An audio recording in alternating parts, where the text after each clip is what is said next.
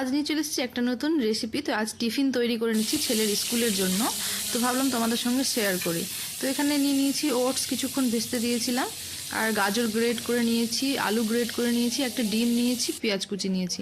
আমি এখানে ঝালটা নিইনি, ও যেহেতু ঝালটা খেতে পারে না। তো সব উপকরণ লবণ দিয়ে মাখিয়ে কিছুক্ষণ রেখে দিয়েছিলাম।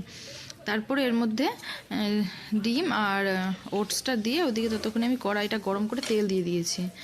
দিয়ে এর মধ্যে এটাকে ভালো করে মাখিয়ে নেব। তো এটা একটু চেলার মতো করছি, আর একটু মানে বড়ির মতো হয়ে যাবে। ও খুব পছন্দ করে। তো এখন তো হেভি খাবার দিতে হবে, যেহেতু উঁচু ক্লাস হয়ে গেছে। তো তাই প্রতিদিন কি করব না করব মাথাতে এটা ওটা বুদ্ধি খাটিয়ে করতে থাকি। তো ভাবলাম এটা একটু তোমাদের সঙ্গে শেয়ার করি। তো যেটা যেন ওর খুব প্রিয় হয়ে যায়, একটু পকোড়াও মতো হয়ে যায়, একটু যেন সস দিয়ে খেতে ভালোও লাগে, আর মজা করে যেন খায়।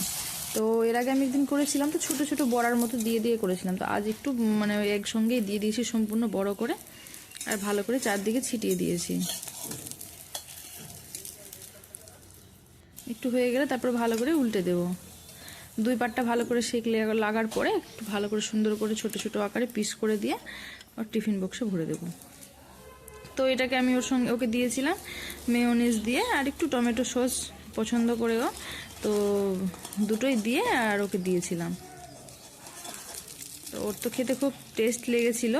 তো আমিও একটু টেস্ট করেছিলাম, দেখছি ভালোই হয়েছে। একটু ঝালটা পড়লে, যেহেতু আমাদের ঝাল খেয়ে অভ্যাস, তো ভালো লাগে। আমার ছেলে এটা ঝাল খুব খেতে পারে না, আর কখন একটু গোলমরিচেরটা দিয়ে দিই। তো কেমন লাগলো অবশ্যই কমেন্ট করে জানিও। আজ এই পর্যন্তই, আবার আসবো নেক্সট ভিডিও নিয়ে। সবাই ভালো থেকো, টাটা, বাই বাই।